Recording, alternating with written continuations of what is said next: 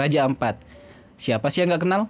Surga bawah laut yang selama ini jadi kebanggaan Indonesia dan dunia. Tapi baru-baru ini ada isu besar soal tambang nikel yang mulai mengguncang wilayah ini. Tempat yang dulunya damai mulai dirundung masalah karena aktivitas pertambangan. Nah, di video kali ini kita akan kupas tuntas gimana sih tambang nikel bisa masuk ke Raja Ampat, apa dampaknya bagi alam dan masyarakat lokal, serta bagaimana tanggapan pemerintah dan berbagai pihak terkait. Yuk, sini aku kasih tahu dikit. Surga dari timur. Nah, Raja Ampat tuh dari dulu udah dikenal sebagai surganya timur Indonesia. Bukan cuma cantik, tapi juga penuh kehidupan. Masyarakat adat di sana tuh hidup berdampingan sama laut, hutan, sama pulau-pulau kecil yang udah mereka rawat turun-temurun. Tapi sekarang semuanya mulai goyah gara-gara kehadiran tambang nikel. Dilansir dari Liputan 6, kawasan Raja Ampat itu termasuk hotspot karena keragaman hayati laut paling keren di dunia. Jadi bukan cuma indah buat di foto, tapi punya peran penting buat jaga keseimbangan alam secara global. Nah, yang jadi masalah itu kalau tambang masuk, ekosistem laut bisa rusak permanen, nggak bisa dibalikin kayak semula. Dampaknya juga nggak cuma ke alam, tapi juga ke cara hidup masyarakat. Budaya dan identitas yang udah melekat kuat bisa hilang pelan-pelan. Mereka bisa kehilangan bukan cuma tanah, tapi juga sumber makanan, air bersih, sampai tradisi yang udah diwariskan dari nenek moyang. Nah, Raja Ampat itu emang surga, tapi begitu alat berat mulai masuk, yang berubah bukan cuma bukit dan laut, tapi keseimbangan hidup yang selama ini dijaga baik-baik. Kerusakan kecil di satu titik bisa bikin efek domino ke mana-mana. Dan kalau dibiarkan terus-menerus, yang rugi bukan cuma warga di sana, tapi juga generasi kita ke depannya. Tiba-tiba ada tambang. Bayangin, suasana di kampung yang biasanya tenang, tiba-tiba rame sama suara mesin. Alat berat datang, bukit digali, hutan dibabat, dan warga nggak dikasih tahu apa-apa. Nah, itulah yang dirasain warga Raja Ampat pas tambang nikel udah mulai beroperasi. Laporan dari Liputan 6 bilang, proses izin tambang kayak jalan diam-diam. Banyak warga yang bahkan nggak diajak ngobrol, padahal dampaknya langsung ke kehidupan mereka. Dari air bersih yang jadi keruh sampai laut yang dulu jernih sekarang mulai nggak bersahabat. Sedimentasi dari tambang bikin laut berubah warna. Karang terganggu, ikan jadi susah dicari. Nelayan yang biasanya narik jaring di spot favorit sekarang harus muter jauh-jauh. Nggak ada pengawasan yang jelas. Hukum juga kayak mandek. Ini nunjukkan betapa lemahnya perlindungan buat masyarakat adat. Sumber daya alam dikelola tanpa dengerin suara orang yang tinggal di situ sejak lama. Tanpa dialog, tanpa konsultasi, akhirnya muncul konflik sosial. Ada yang pro, ada yang kontra, dan ini bisa bikin hubungan antar warga retak. Tapi kabar baiknya, tekanan publik akhirnya bikin pemerintah gerak juga. Menurut Detik News, ada 4 perusahaan tambang di Raja Ampat yang izinnya dicabut. Artinya suara masyarakat dan dukungan dari luar tetap punya pengaruh buat ngejaga alam dan hak hidup orang lokal. Pulau Gak, dulu tenang, sekarang diincar. Pulau Gak salah satu pulau kecil di Raja Ampat, yang dulunya dikenal tenang banget, masuk wilayah konservasi, jauh dari hiruk pikuk, dan jadi tempat hidup damai buat masyarakat lokal. Tapi sekarang pulau ini jadi rebutan para investor tambang nikel. Kalau mengutip dari Mongabe Indonesia, cadangan nikel di Pulau Gak ternyata gede banget. Apalagi dunia lagi demam kendaraan listrik. Kebutuhan bahan baku buat baterai pun naik tajam. Tambang makin dilirik, investasi makin gencar. Masalahnya, eksploitasi ini bikin ekosistem yang selama ini dijaga rapi jadi terancam. Keindahan alam mulai terganggu, laut yang jadi sumber penghidupan warga malah kena dampak. Udah banyak yang mulai kehilangan akses buat melaut karena wilayah tangkapan udah menurun drastis. Ini bukan cuma soal uang dan proyek jangka pendek. Ada dilema besar di sini, antara ngejar keuntungan ekonomi atau milih jaga lingkungan jangka panjang. Dan situasi kayak gini nggak cuma kejadian di Indonesia, tapi juga ada di banyak negara berkembang lainnya. Selain rusaknya alam, tekanan sosial juga muncul. Banyak warga yang akhirnya harus ninggalin mata pencahariannya. Ada yang pindah kerja paksa, ada juga yang terlibat konflik dengan pihak perusahaan karena dampak tambang yang makin meluas. Dan yang bikin rumit, narasi transisi energi hijau malah kadang dipakai buat nutupin kerusakan yang terjadi. Padahal tambang-tambang ini justru bikin alam makin sekarat. Ini jadi alarm keras kalau kebijakan harusnya mikirin keberlanjutan, bukan cuma ngejar keuntungan sesaat. Jejak izin dan suara yang terabaikan. Dari awal, masyarakat adat di Raja Ampat udah nyuarain penolakan soal tambang nikel, tapi suara mereka seringkali kayak ngilang ditelan angin. Proses perizinan tambang jalan terus,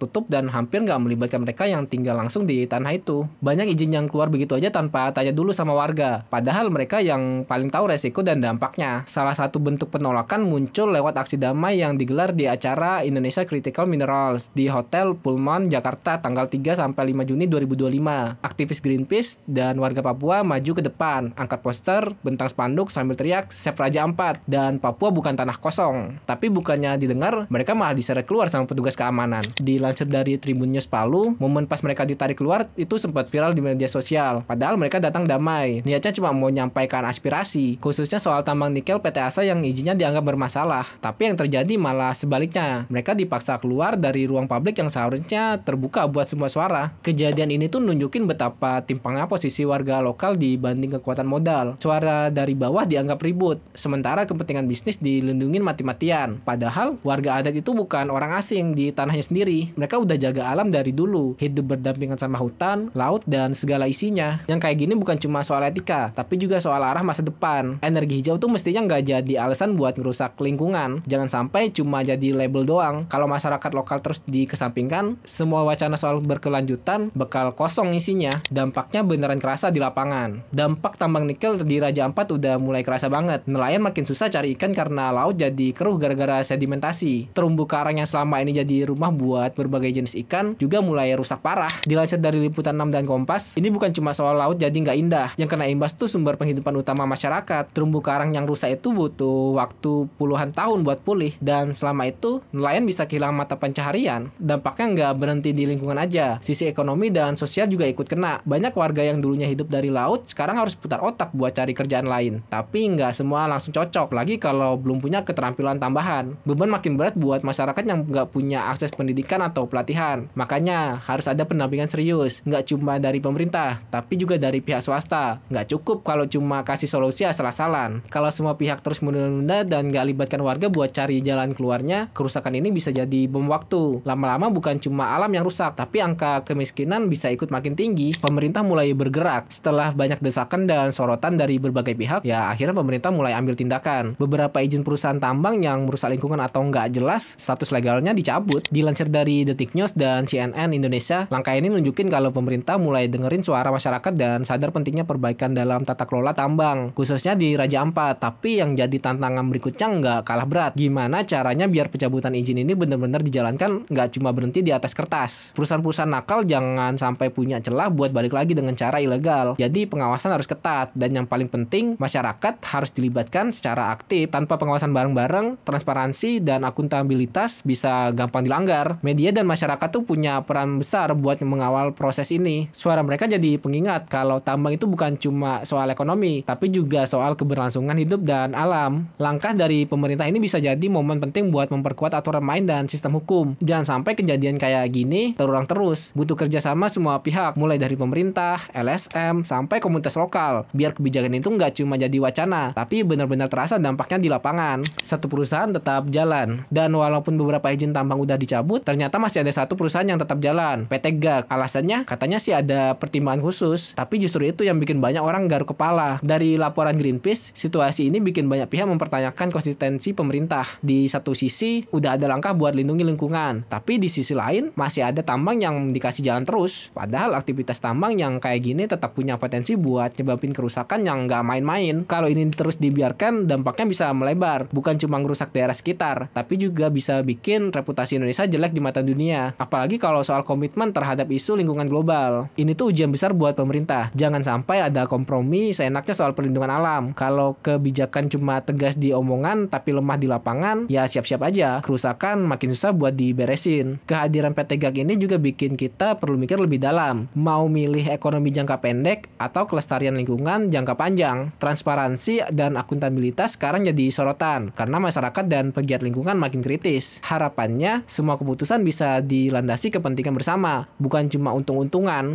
Energi hijau yang nggak sepenuhnya hijau. Ironis banget, tambang nikel yang katanya buat dukung energi hijau malah ngerusak lingkungan hijau yang selama ini dijaga mati-matian. Dilansir dari Greenpeace, persoalan ini tuh nggak cuma soal duit, tapi juga soal etika dan tanggung jawab moral kita buat jaga bumi. Transisi ke energi bersih itu penting, tapi prosesnya juga harus bersih. Jangan cuma mikirin hasil akhirnya, tapi lupa kalau jalannya penuh kerusakan. Energi hijau yang seharusnya jadi solusi jangka panjang, bukan alasan buat babat habis ekosistem yang udah rapuh. Kalau cuma ngejar target tapi nggak mikirin dampaknya, ya tujuannya jadi ngawur dan malah jadi bumerang buat lingkungan. Ini tuh jadi pengingat buat semua pihak, terutama pihak pemerintah dan pelaku industri buat lebih hati-hati. Nggak bisa lagi asal-asalan. Harus ada evaluasi kebijakan dan praktik tambang biar nggak nabrak prinsip keberlanjutan yang selama ini digembor-gemborin. Energi hijau tuh bukan cuma soal tren atau pasar, tapi soal masa depan. Jadi, jangan sampai semangat buat go green malah bikin alam jadi korban baru, jejak yang bikin miris. Dilansir Dilansir dari The Australian, limbah dari aktivitas tambang yang nggak dikelola dengan benar bisa nyampur ke air dan udara. Ujung-ujungnya warga sekitar jadi rawan kena penyakit yang berbahaya. Masalah ini makin berat karena nggak semua warga punya akses ke layanan kesehatan yang layak. Jadi selain kena dampak lingkungan, mereka juga harus berjuang sendiri buat tetap sehat. Ini nunjukin kalau tanggung jawab perusahaan tambang tuh nggak selesai pas operasional berhenti. Mereka juga harus mikirin dampak jangka panjang ke masyarakat sekitar. Kalau ini terus-terusan diabaikan, alam rusak, kesehatan warga terganggu, dan ujung-ujungnya